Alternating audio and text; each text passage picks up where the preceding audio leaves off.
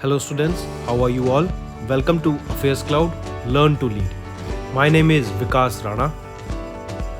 So students, we have an app by the name Cloud which you can go and download through the Play Store for Android phones. Once you have downloaded and logged in with your Gmail ID, you will be transferred to your home page where you can see all the courses that are offered by us. Once you have purchased the course, you can see your courses in the My Course section. But why our courses are so better? Why we think we provide you one of the best content? Because we provide you content on daily basis. In the daily basis, we provide you current affairs with 20 questions quiz as well as the PDF of the current affairs of daily. Then similarly for weekly, on weekly basis we provide you current affairs PDF as well as a 50 questions quiz that will help you to revise all the content that you have learned. Then on monthly basis also we provide you top 100 current affair questions PDF that will be the compiled PDF of the 100 questions of that particular month that will be very helpful for you. And not just this friends, we provide you in English as well as in Hindi too. So both English and Hindi students can enjoy our courses. Apart from this friends, we also provide you banking related question answers, the banking related MCQ questions, the quizzes that will help you prepare for the bank exams. Not just that friends, we provide you a new way of learning, that is your infotainment infographics. That is a different and interesting way of learning. Apart from this, we cover 20 topic wise current affairs. These topics are important such as apps, portals, important days, books and authors days, national affairs, international affairs, sports, defense, all these topics, these are highly important and questions from these particular topics are asked. Also we cover state-wise current affairs also that will help you to prepare for your state exams. Also friends, as I told you, if you use the code Vikas10, you will be given extra 10% discount on the purchase you make. If you have any problem regarding login and your application, then you can contact us on support@of Affairscloud.com. This is our email ID and you can contact us on our mobile phone, that is 96773336. Hello students, how are you all? I hope you are all good. So students, in this video we will be discussing important current affairs of 21st of October. The session will be very interesting, so do pay attention till the end. Also, to all those students who are watching our video for the first time, I'll suggest you to start making notes, and because making notes will help you a very good habit in the long term, as before the exam you will be able to easily revise all the content. Let's start. First thing that we are talking and the important thing that we are discussing today is National Credit Framework for Public Consultation. I repeat, our Union Education Minister Dharmendra Pradhan ji has released a draft for the National Credit Framework for Public Consultation. What is this NCRF? First of all, you need to understand. This NCRF, National Credit Framework, will basically open a large amount of possibilities for students so that their development and integration of their formal education can be done along with higher education, with vocational education and experiential learning. That means hands-on experience will be provided to the students who are going for a certain job or certain certificates. So similarly, remember, NCRF would open a wide range of possibilities for further students' development and integration of formal school and higher education with vocational education and experience learning. Also, this will allow the students who have dropped out of mainstream education to re-enter into the education system. Alright, here basically the focus will be on skilling the individuals, that means skilling of the students. Here the evaluation will be done on the base of those workforce and those enrolled in the educational and skill building institutions, and based on these skills only they will be further provided the job opportunities also. Coming back, what is this National Credit Framework? National Credit Framework was launched by Dharmendra Pradhan ji, who is our education minister. Alright, it is a next generation multi-dimensional tool that was developed by Government of India. It is in line with new national education policy of 2020.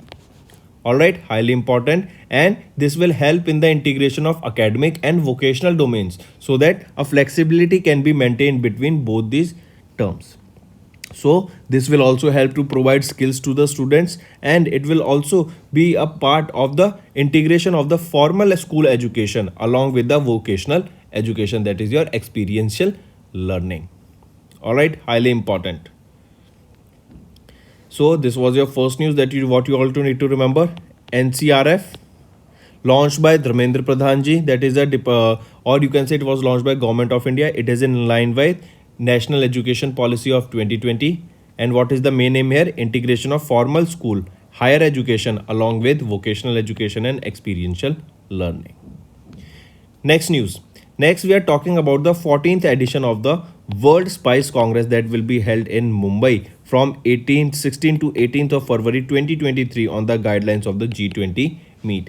I repeat, we are talking about the 14th edition of the World Spice Congress. Alright, when this will be held? This will be from 16 to 18th of February in the year 2023. That in next year we will be able to see this particular World Spice Congress, that will be the 14th edition of this Congress. Where this will be held? This will be held in Mumbai, Maharashtra. In Mumbai, Maharashtra also, where this will be held? This will be held at the CIDCO Exhibition and Convention Center in Navi Mumbai, Maharashtra. It will be organized by Spice Board, Ministry of Commerce and Industry. That is comes under the Government of India in association with several trade and export farmers. What will be the theme of this 14th edition of the World Spice Congress that will be held from 16th to 18th of February? The theme will be Vision 2030 Spices, and its spices here stands for sustainability, productivity, innovation, collaboration, excellence and safety. I repeat, this is important and I want you all to remember the full form of this World Spice Congress, 14th edition of the World Spice Congress, and here the theme will be Vision 2030 Spices, and spices is sustainability, productivity, innovation, collaboration, excellence and safety. This is your theme for the 14th edition of World Spice Congress to be held from 16th to 18th of February. Alright, highly important. And remember, this will be held in line with of G20 meeting. Alright, that is Group of 20 meeting. Here in this particular World Spice Congress, the basic theme or the basic work or what is the reason why we are doing this Congress? It is because here we will be discussing about the spice production, their processing, how they add value to the economy, about their quality, like what is the best quality, what should be the price of a particular quality, then safety of these spices, then how should they be traded between countries, like what should be the country, how much should be exported to so and so country, what amount of spice should be exported to so and so country, then logistics will be talked about here, supply chain management will be talked about here. So all these things will be talked about here about spices during the 14th edition of this World Spice Congress. Alright, next. Okay, one more thing, if I ask you where is the headquarter of Spices Board, just tell me where is the spice grown maximum in India. It is in Kerala. So the headquarter of this Spice Board is also in Kerala. Next, 1 to 7th of September, we observe National Nutrition Week. Important. Rashtriya Poshan Mah. It begins across India on 1st of September. Mark this also. Rashtriya Poshan Mah. 2nd of September is observed as World Coconut Day. Growing coconut for a better future and life is the theme of the World Coconut Day. 5th of September is observed as National Teachers Day. The theme of the National Teachers Day is Leading in Crisis, Reimagining the Future. 5th of September also as the International Day of Charity, and 7th of September observed as International Day of Clean Air for Blue Skies with the theme Air We Share. 8th of September as International Literacy Day, and this is important, I want you all to remember.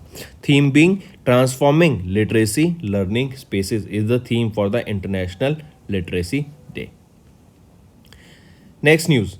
Next we are talking about financing Buxar Thermal Power Plant. Recently REC, PFC have signed an MOU with STPL for financing the Buxar Thermal Power Plant. Can you tell me first of all where is this Buxar located? What is the location of this Buxar?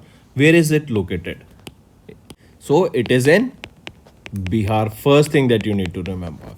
Then next remember, it is your REC Limited and Power Finance Corporation PFC, I repeat, REC Power Finance Corporation have signed a memorandum of understanding with STPL. What is STPL? It is your, in STPL also remember, it is SJVN Thermal Power Limited. TPL is your Thermal Power Limited. And what is SJVN? SJVN is your Satluj Jal Vidyut Nigam Thermal Power Limited. So three organizations are REC Limited, PFC, that is your Power Finance Corporation Limited, all right, along with Satluj Jal Vidyut Nigam Thermal Power Limited. They together signed a memorandum of understanding for financing Buxar Thermal Power Plant, that is a 660 megawatt coal based. This is a coal based thermal power plant. Highly important. All right. Then here remember, this SJVN thermal power plant is a 100% wholly owned subsidiary of SJVN Limited, a mini Ratna CPSC under the administrative control of the Ministry of Power. STPL is currently executing two 660 megawatt coal-based BTPP, a greenfield project that is designed with the objective to improve the reliability of India's eastern electricity region and provides power to Bihar. As I just told you, where is this Buxar power plant located? It is located in Bihar. Similarly, remember one more news, that Adani Energy, they developed one of the largest hybrid project of energy, that is they will be generating energy both from wind as well as solar energy, and the capacity of this power plant will be 660 megawatts. I repeat, only 660 megawatt. So coming back, remember which three organizations came together for financing Buxar thermal power plant that is running on coal and it generates around 660 megawatts of energy. It is REC, PFC and STPL. Next news. India third in the list of the centimillionaires to overtake China by 2032. I repeat, a report was released that was the Centimillionaire Report, the emergence of a new class of super rich. The first ever global study on centimillionaires, India has the third highest number of centimillionaires in the world, surpassing the United Kingdom, Switzerland and Russia. But what is a centimillionaire? What does this term stands for? A centimillionaire is a person whose wealth is more than or estimated at $100 million. All right, approximately 100 million or more person is considered to be as a centimillionaire. So according to the report that the first ever global study of these centimillionaires, India has the third highest number of centimillionaires in the world, surpassing United Kingdom and Switzerland and Russia. Out of the 25,490 centimillionaires in the world, 1,132 are present in India. These centimillionaires are individuals whose investable assets worth more than 100 million US dollar or more than the value or more than 830 crore rupees. All right, as there is also a report that states that by the year 2032, India is expected to surpass China and become the number 2 in the world with the second highest number of centimillionaires in the world. All right, highly important. Then in this particular data, who is on the top position? It is United States of America with top position in the first and has home to around 9,730 centimillionaires all around the world. That accounts for only 4% of the global population. All right. Next news. Next we are talking about Sarang. First of all, tell me what is this Sarang? This is the festival of India in Republic of Korea. I repeat, Sarang, the festival of India in Republic of Korea, enthralls art and music lovers in South Korea. Indian Embassy in Seoul organized an annual flagship cultural program that was the 8th edition of the Sarang, the festival of India in Republic of Korea. This Sarang was held from 30th of September to 14th of October at various locations in. So remember Sarang. Question can directly be asked, where was Sarang observed? So you must be thinking like it must be observed in any particular state, but no, it was held in South Korea. It is Indian festival in Republic Korea. All right, and it was observed from 30th September to 14th of October, and this is a art and music lovers festival with a fusion of Indian and Korean dances and music in a grand spectacle. All right, highly important. Also remember, through this festival, the rich cultural diversity of India is showcased through various art forms that includes dance, drama, music, films, cuisine and many other. All right, and that also helps the two countries people to come together and enjoy the festival. So Sarang was observed in South Korea and it was the 8th edition of this festival. Next, PM Shri scheme. It was announced by Prime Minister Narendra Modi for upgrading 14,500 government schools in India. Tamil Nadu government launched a Pudhumai Pen scheme for girl students. Tripura set up India's first bio village. Very important news. Then India and Bangladesh have signed a water sharing pact. Prime Minister Narendra Modi virtually addressed plenary session of Eastern Economic Forum. India and UK conducted mega cyber security exercise for 26 countries. Sterlite Power commissioned a 400 kilowatt transmission line in Gujarat. Mark this also.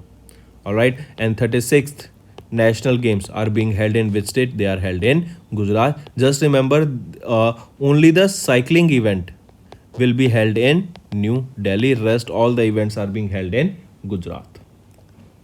Next, Australia. Australia reverses recognition of Jerusalem as Israel's capital. Remember, government of Australia, that is led by Anthony Albanese, who is the Prime Minister of Australia, has recently released a statement and saying that the previous government's recognition of West Jerusalem as Israel's capital and agreed to again recognize Tel Aviv as the capital of Jerusalem. I repeat, Government of Australia, that is led by Anthony Albanese, Prime Minister, has revealed or reversed a previous government's recognition of West Jerusalem as Israel's capital and has agreed to again recognize Tel Aviv as the capital of Jerusalem.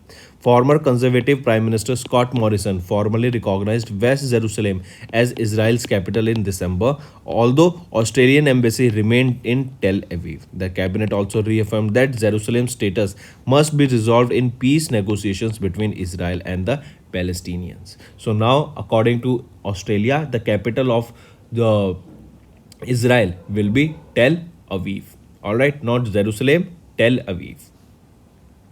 And remember one more thing about Tel Aviv, friends, that this Tel Aviv is considered to be one of the costliest city in the world. Next, India Post Payments Bank and Reserve Bank of India Hub, that is your RBIH, Reserve Bank of Innovation Hub, and Indian Post Payment Banks recently collaborated for innovations in the financial product and services. What kind of financial products and services are we talking about? Here we are talking about to bridging the existing gap by bringing digitized services at the customer's doorstep. Now we are seeing that all over India, we are seeing digitization going on in every field. Even the businesses are being asked to shift their processes to online business so that it can be digitized and everything can be maintained, and every record can also be maintained. See, one of the important aspects of digitization is that the black money, if all the businesses are being shifted to digitization, that means there will be a very less chance of black money going on in the market, and the black money will be eliminated from the market because all the records of a business is being kept. How much transaction is being made, what amount of money is being sent from one account to other account, what is being purchased, so all the records are being maintained, and based on those records you will be easily able to see that the black money is being reduced because people then have to pay the tax as per the transactions they are showing on digitization process. So similarly, remember, it was IPPB, that is your Indian Post Payments Bank, along with Reserve Bank Innovation Hub, that is a wholly owned subsidiary of RBI. They partner to enhance the reach of financial solutions to large section of the society across India and to enable frictionless finance to billion of Indians. As of now also, you should understand that there are many villages, there are many remote areas where the digitization has not went. There you won't be able to see smartphones also in their village, so people are not aware of this technology, people are not aware of the internet. So in order to allow all those peoples also, to allow the people to access internet even in the remote areas and bring them into this financial solutions, they will be able to, or you can say that will also help India to take a, or you can say it will help India to increase their market. All right, that will also help India to become more modern, and it will also help India to become more digitized. Under this partnership, IPPB and RBIH will plan, design and execute innovative products offerings. Here products will be your services. All right, various services offerings to bridge the existing gap by bringing digitized services at the customer's doorstep. Both IPPB and RBIH will explore projects that would impact many by reaching out to billions of Indians, even in the rural areas, and enable access to sustainable and secure financing services to every segment of the society through research and innovation. All right, as I just mentioned, that even into access, even into reach to the remote areas where people are not even aware of such situations going on, such about internet or even smartphones, to access to those people also, that will be a big achievement for India. All right, if we talk about India Post Payments Bank, remember this, who is the chairman here, and chairman and director Vineet Pandey. When was this established? In 2018 it was established. Where is the headquarter? It is in New Delhi. Next, PhonePe. PhonePe have launched its first green data center in association with Dell Technologies and Entity Limited. I repeat, PhonePe, that is India's leading fintech platform, has launched its first green data center in India in Navi Mumbai. You need to know the location also. Where was the first green data center was launched by PhonePe? It was in Navi Mumbai, Maharashtra. All right. What is the use of this? Basically, the first green data center of PhonePe in India will assist the company to achieve its sustainability goals and cut down on the carbon emission. As the name suggests, it is green data center. That means it will be working on sustainable development goals, and this will also reduce the carbon emissions into the atmosphere, and that means it will be a clean energy. All right. Next, one more thing here, remember this green data center, it is 4.8 megawatt facility that occupies around 13,740 square feet in Navi Mumbai, Maharashtra. All right. Who is the founder and CEO of PhonePe? Sameer Nigam. When was PhonePe established? In 2015. And where is the headquarter? Bangalore, Karnataka. But this green data center, first green data center of PhonePe, is in Mumbai or Navi Mumbai, Maharashtra. Next is HDFC Securities opens the first women-only digital center in Bangalore. I repeat, HDFC Securities opened the first women-only digital center in Bangalore. Highly important. All right, here all the staff will be women, and they will be aged below 30. All right, they will be serving both male customers as well as female customers. That means you can say this particular branch will be having only women as their staff that are aged below 30, and they will be serving both the female as well as male investors. All right, highly important. So remember, HDFC Securities Limited, that is a subsidiary of HDFC Bank Limited, has opened their first ever women only digital center, that is in Bangalore, Karnataka. This will have all women staff that is aged below 30 years of age. They are serving both male as well as female investors. This DC will cater to customers from Karnataka, Tamil Nadu, Andhra Pradesh and Telangana. What is this DC? DC stands for your digital center. So this particular digital center will cater people or customers from these locations. Highly important. All right.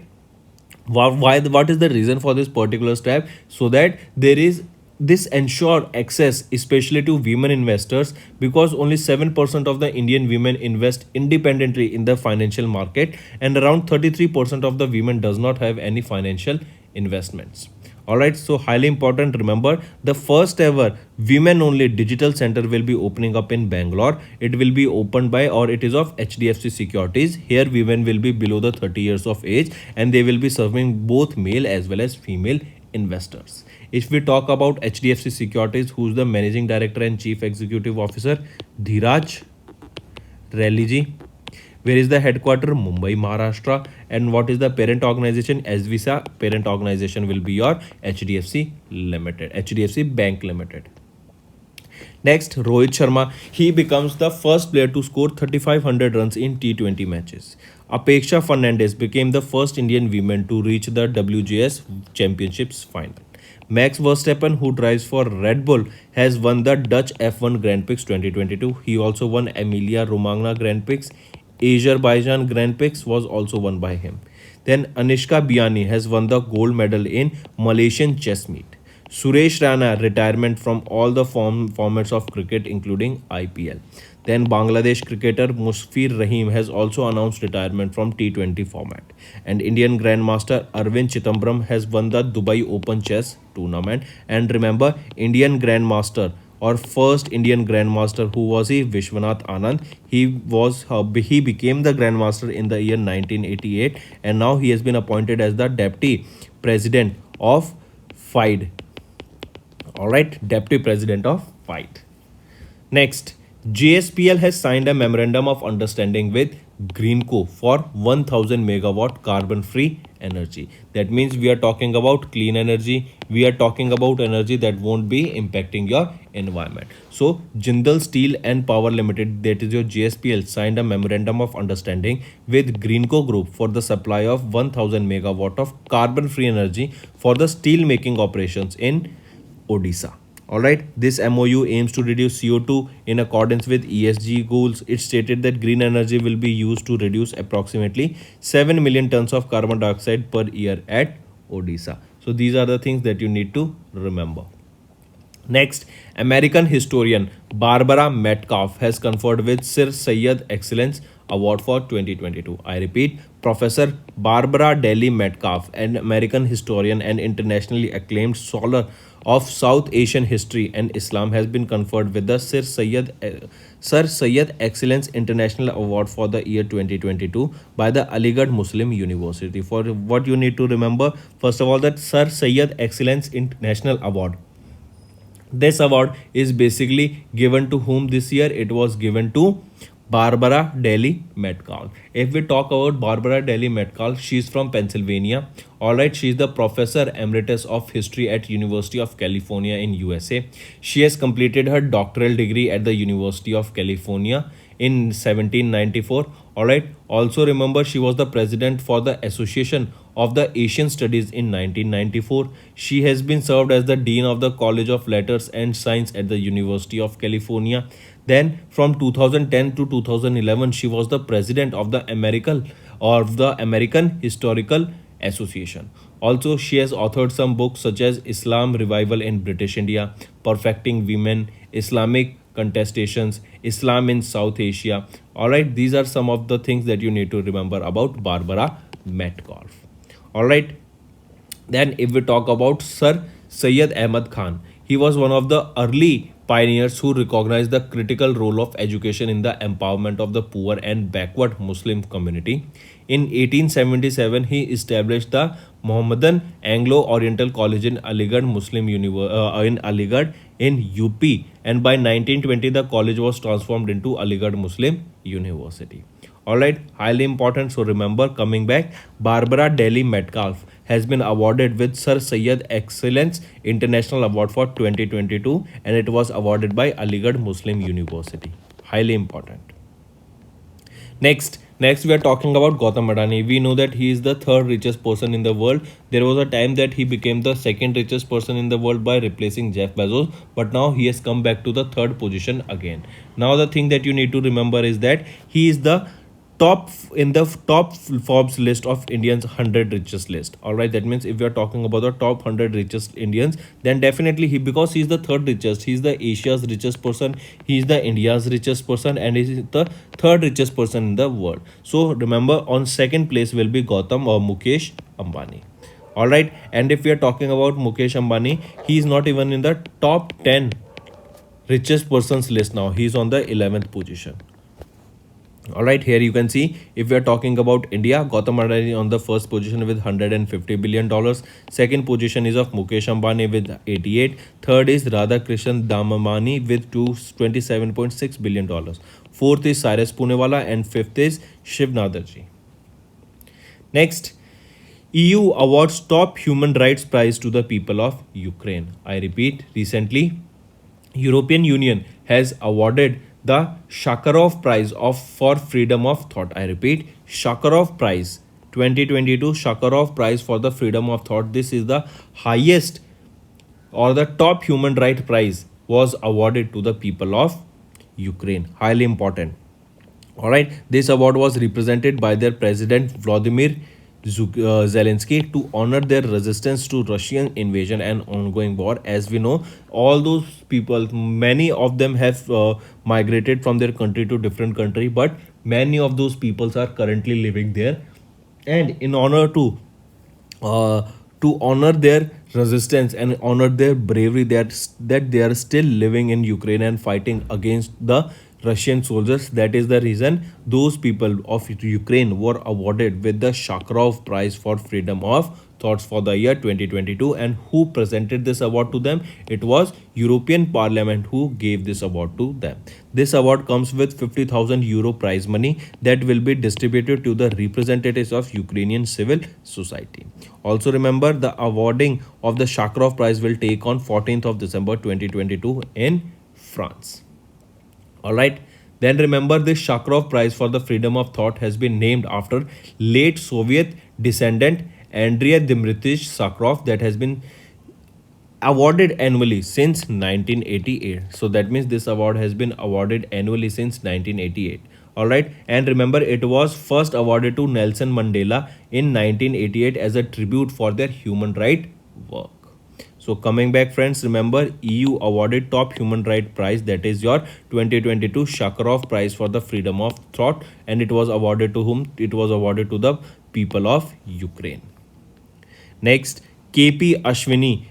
I repeat, KP Ashwini has been recently been appointed as the UNHRC Special Rapporteur. I repeat, United Nations Human Rights Council has appointed Dr. KP Ashwini, hailing from Kolar district of Karnataka, as the special rapporteur on the contemporary forms of racism, racial discrimination, xenophobia, and related intolerance. She became the first Indian in Asia to be appointed as United Nations Human Rights Council special rapporteur. As you can see here in the picture, all right, a Dalit women scholar has been appointed to the United Nations Human Rights Council special rapporteur. Highly important, and her name will be Dr. KP Ashwini. And Dr. KP Ashwini appointment was made official during the UNHRC session that concluded on 7th of October in Geneva, Switzerland. Highly important. All right. And remember, she will be a special reporter that will be for a period of 3 years.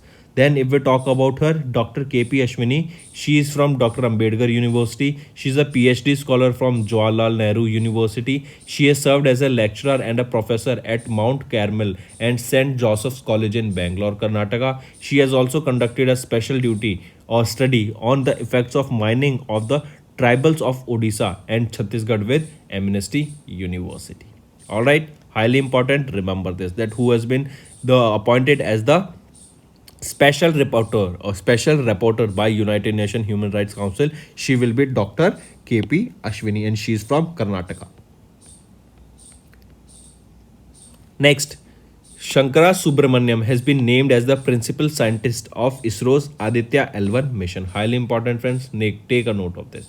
All right, I repeat, who has been appointed as the principal scientist of the Isros Aditya L1 mission. And this Aditya L1 mission, it is the first observatory class space-based solar mission of India that is set to be launched in the year 2023.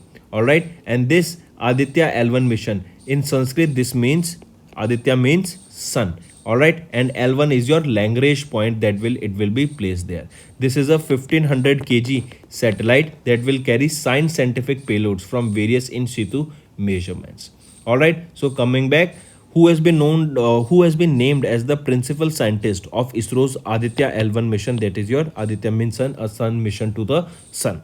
All right, so Shankara Subramanyam ji has been named as the principal scientific of ISRO's mission Aditya L1. Highly important. All right, friends, mark it.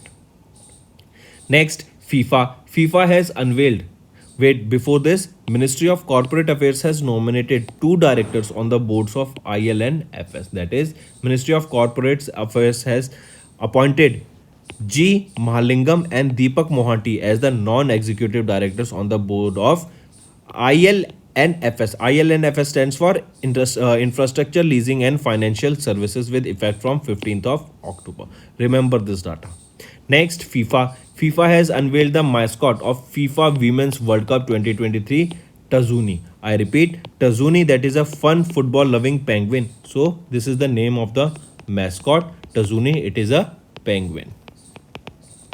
Alright, and it is the official mascot of the FIFA International Day Football Association of Women's World Cup that will be held in Australia and New Zealand in the year 2023. So two questions can be asked here from this, that Women's World Cup will be held in which location? It will be held in Australia and New Zealand together in these two countries. When this will be held? In 2023. And what is the name of the mascot of the FIFA's Women's World Cup? It will be Tazuni, and it is a penguin. Highly important, remember this. Next, one more thing, the edition. What is the edition that will be held in New Zealand, Australia, that Women's World Cup that will be held in 2023? It will be the 9th edition of the games. Next we are talking about Jyoti Yaraji. I repeat, Jyoti Yaraji became the first Indian woman to clock sub 13 seconds in the 100-meter hurdles. Remember this, important. Jyoti Yaraji, she is from railway and she became the first Indian woman to clock a legal 13-second time for 100-meter hurdles at the 61st Athletes Federation of India National Open Athletics Championship that was held at the Sri Kantivira Stadium in Bangalore, Karnataka. So remember this news, important. The first Indian to clock 13 seconds in 100-meter hurdles is Jyoti Yaraji. Highly important. Next we are talking about ORS icon Dr. Dilip Mahalanobis has recently passed away. I repeat, Dr. Dilip Mahalanobis, pioneer of oral rehydration therapy, has recently passed away. Alright, this ORS stands for your oral rehydration solution, ORS. When you ever gets dehydrated or when you are feeling nauseated, you used to drink ORS. So for that ORS therapy, the person who introduced oral rehydration solution passed away in Kolkata, West Bengal, and he was Dr. Dilip Mahalanobis, as you can see him in the picture. He was born in 1934 in Kolkata itself. He was an Indian pediatrician who was known for his contribution to ORS to treat diarrheal disease.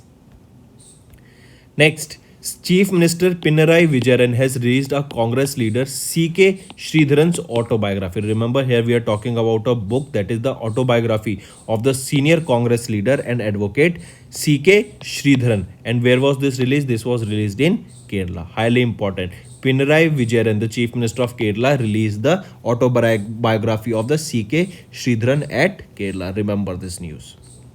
Next, World Osteoporosis Day. It is observed on 20th of October.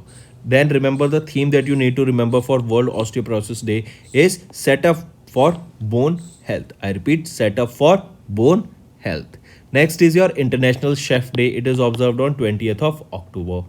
Next is CII, that is your Confederation of Indian Industry, has partnered with Indian Oil Corporation to launch project Vayu Amrit. Alright, I repeat, in order to launch a project Vayu Amrit, CII and Indian Oil Corporation has partnered together, and this project will be launched in Sangrur, Punjab. That is basically the subtle fuming will adversely impact the environment and major causes of air pollution in the northwest, especially in the Delhi during winter region. So in order to curb this, in order to reduce the pollution in Delhi and to curb the practice of stubble burning, this project Vayu Amrit was launched, and it will be implemented in 300 villages and will cover around 3 lakh hectares of farmland.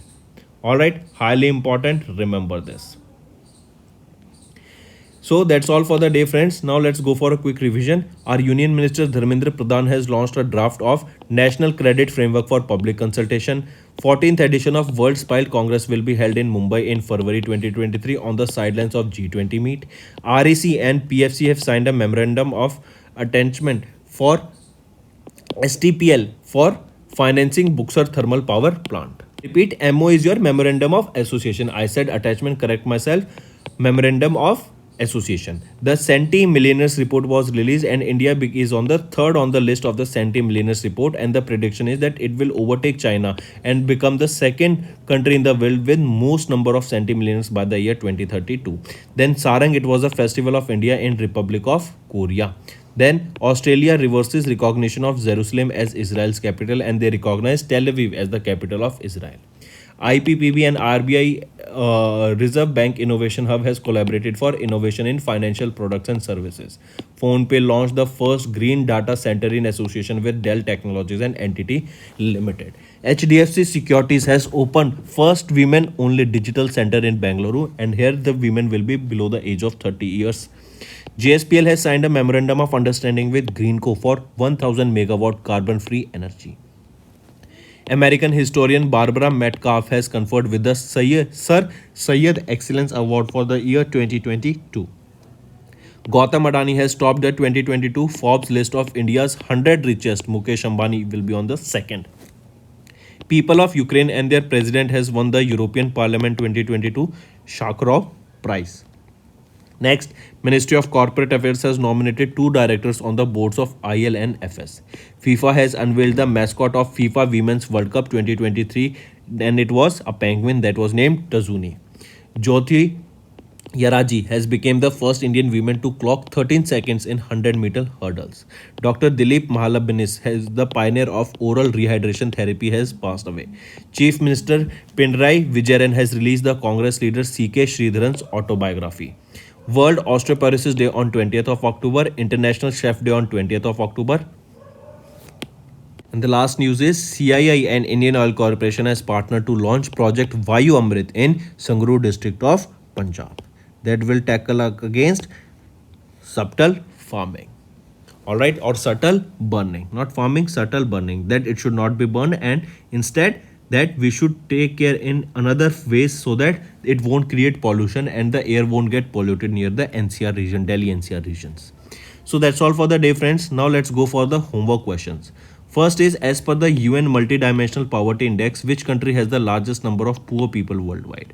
Second, Pradhan Mantri Bharatiya Jan Urvarak Pariyojana, which was launched recently, is related to which union ministry?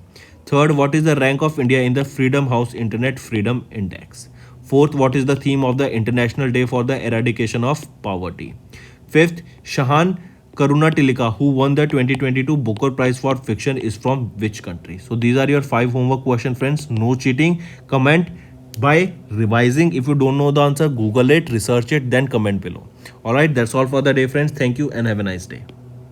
That's all for the day, friends. I hope you enjoyed the session, and you can follow us on the YouTube channel, as well as apart from YouTube channel, you can go and follow us at Affairscloud Telegram channel. And if you have any queries related to the content or the courses offered to you or the payment which you did on the application, you can contact us on the number provided, that is 7677333862. Apart from this, friends, you can follow us on the Facebook as well as on Instagram handle, that is Affairscloud_official.